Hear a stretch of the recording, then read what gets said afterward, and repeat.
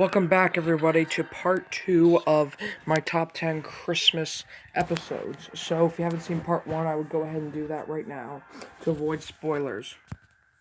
There's...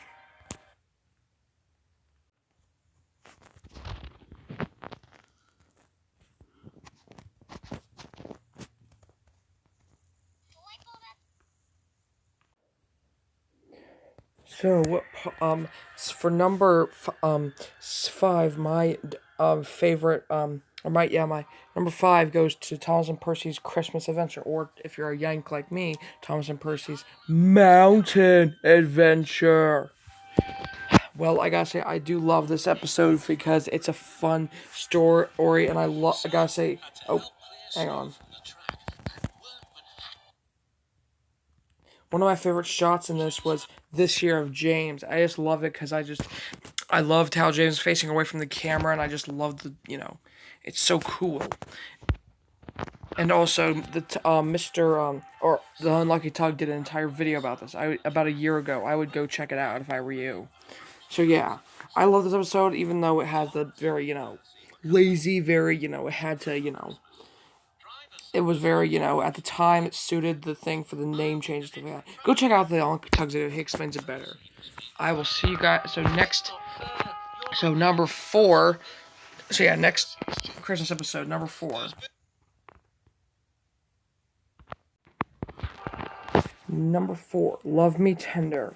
Now, the reason I love this episode is because I just love the interesting title, but also because we finally get an episode focused on Donald and Douglas, and this is like season 20, so it's been like, I don't know, for 2020, it's been at least years since this episode, when this episode was made. It was years since they made a Donald and Douglas video, at least at all. And many people complain that Donald and Douglas are they argue too much in here, and that's the only character they can find.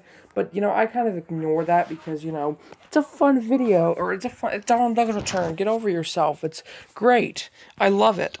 So, I gotta say that one of the reasons why I love this episode is it's a great Christmas episode, because it's Donald and Douglas clearing the line like their normal shtick.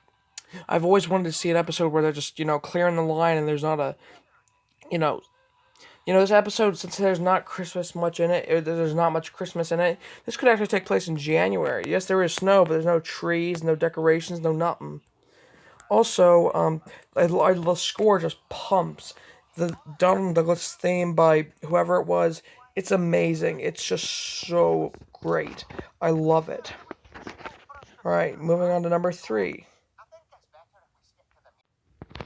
So Terence Breaks the Ice is number 3 for me. I gotta say, even most people don't like this episode, like Hero of the Japanese Train and Master 11s, but I like it just because it's Terence returns, and it's a fun one because, I love how he returns in this episode, and it's so great to see him again, and I gotta say, I think that people are just being a bit too harsh on this episode. Terence returns, give him a, huge break. It's fun to see him, and it's fun to see, Farmer Finney. We haven't seen these two in, it's been at least since season 7 or 8, whenever they used them, but I'm telling you, I love these two. I just love Terence. He's a fun character. I love his design. He's orange. You don't see many orange characters on Soda, with the exception of, Rusty and Billy. Besides that, not much. The only thing I wish they would do is if they had that little black, whatever it was, hairbrow, whatever it was, unibrow, that he had. But there's nothing wrong with his design. It's pretty, at least, great. And I love his measurements, because he's based on a real one.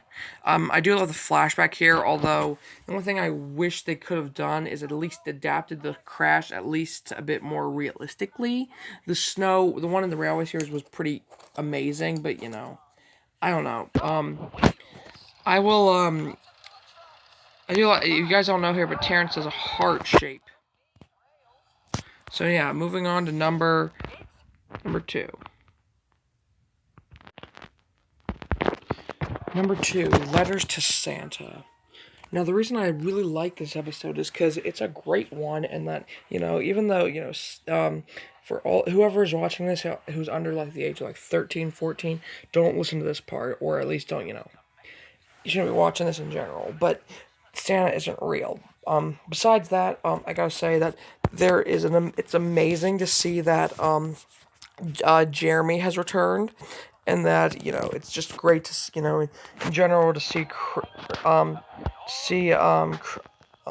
well, it's a great Christmas episode. I love the callbacks from the classic series. I love the flashback.